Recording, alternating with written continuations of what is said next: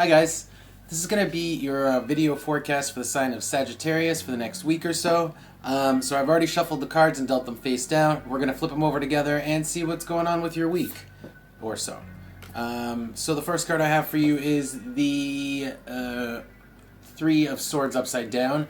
So this is coming out of like heartbreak, coming out of like having your feelings hurt. And that's coupled with the Oracle card of the treasure chest. So I think that money's making you feel better. This is like patching up your woes with, eating ice cream to feel better, but in this case, it's like spending money to feel better. All right. Let's go move on to the next couple cards here. So I have the Seven of Pentacles. This is sort of in the negative space. I always do or one side of the situation, then there's the other side of the situation. So to one side of the situation, I've got the Seven of Pentacles in Cancer. So this is like really just taking care of your stuff at home, taking care of home matters. This could be being a bit of like a nester, a homebody, and then coupled with this card in the beginning here, I feel like we're spending money to make ourselves feel better by maybe improving our home, improving our environment, that sort of a thing. Let's keep going. Okay, so in the positive space or the other side, I have the Ace of Wands, and that is coupled with the this is the knot. So this is like an agreement or an obligation, that sort of a thing. It could be a relationship, that sort of a thing. But we have the Ace of Wands upside down. That's like a lack of passion, a lack of initiative, like no start. So I think it could be that if you're coupled, your significant other is not really empowering you to leave the house. Like you're nesting, you're hanging out at home, you're taking care of home matters, and your significant other is like encouraging you to stay at home. Or it could be that you have to stay at home.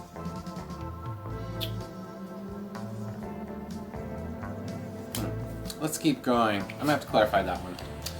Alright, so in the background here for you, Sag, I have the Eight of Swords upside down. Wow. So this kind of goes right along hand in hand with the Three of Swords upside down here. This is coming out of a feeling of being, having your feelings hurt, and this is coming out of a feeling of being powerless, being unable to act, being trapped, as you can see in the picture, okay?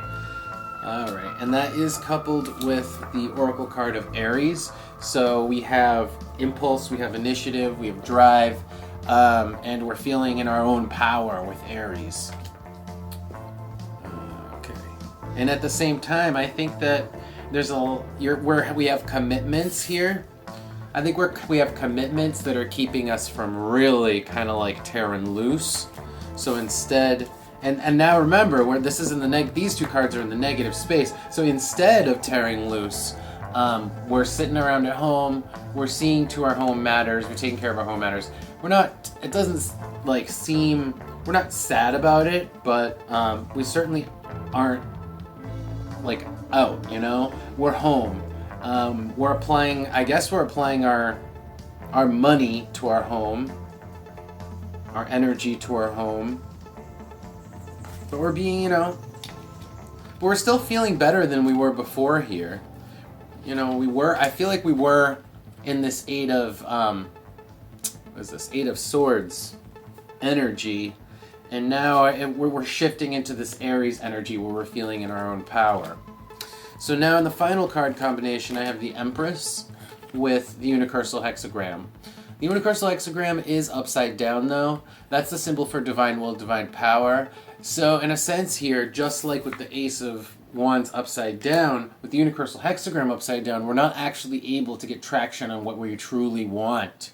On our true passion, we have other commitments. And some of those commitments have to do with taking care of ourselves, taking care of home matters, taking care of our chores, which would be the Seven of Pentacles. This is taking care of our health, that sort of a thing. So we have obligations that are keeping us from really tearing loose. Though we're still feeling pretty good because we're kind of making headway. That's what I'm getting here for you. Okay, so let's go back to the beginning and let's take a look at these two cards. This is coming out of, this is the eating ice cream to feel better. This is spending money. Let's see. What else? What else about the 3? Okay. Okay. So it's just a target. The target usually comes out, in this case, it's just a confirmation. So essentially this is exactly what it is. We're spending money to feel better. We're spending money to chase our woes away. In the bottom we have the manticore, okay? Anything that might be nagging at us, we're chasing that away by spending money. It's like shopping therapy for you, Sagittarius. Alright, so let's take a look at this combination here. This is the nesting, staying at home, doing chores, taking care of the house. And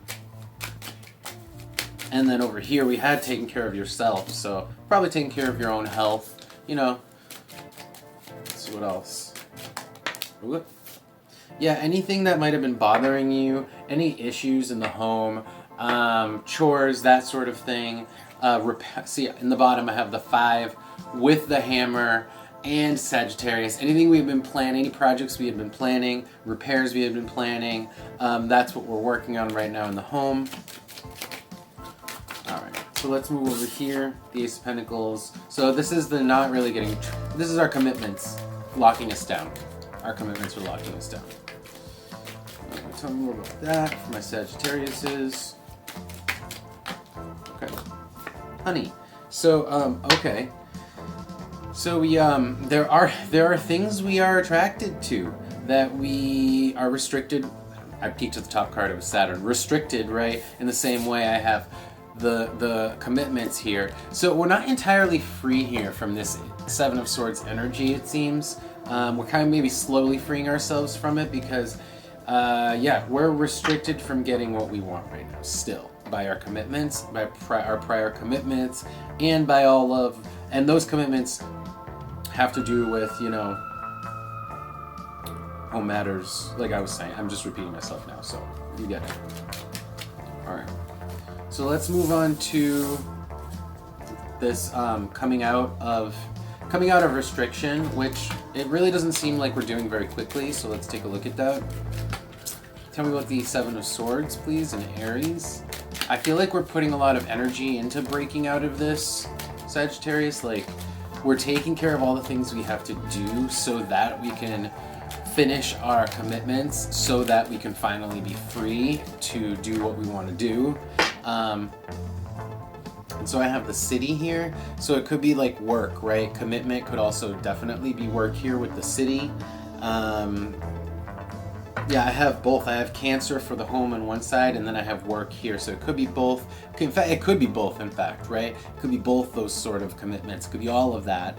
That's all keeping you from doing what you want to do. Yeah. Now let's move on to this card combination here at the end. So this is again being restricted on what you want to do, having to focus on your health, your appearance, recuperation, having to take a moment to sit still, not really being able to charge forward with your intent. Tell me more, please. Okay. Pisces upside down. Okay. So Pisces upside down is confusion, lack of clarity.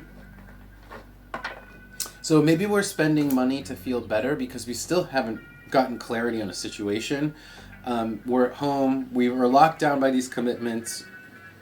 While all this is going on, maybe we truly haven't healed from this 3 of Swords. Tell me more. Maybe that's what this Empress is. It's still healing. We're still healing in this entire process from this past 3 of Swords energy. We're still healing from some sort of shock.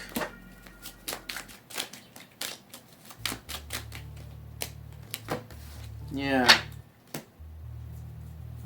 Being like put off. We were put off before from something. We're still put off by it. We don't know how to react from it. We're a little confused.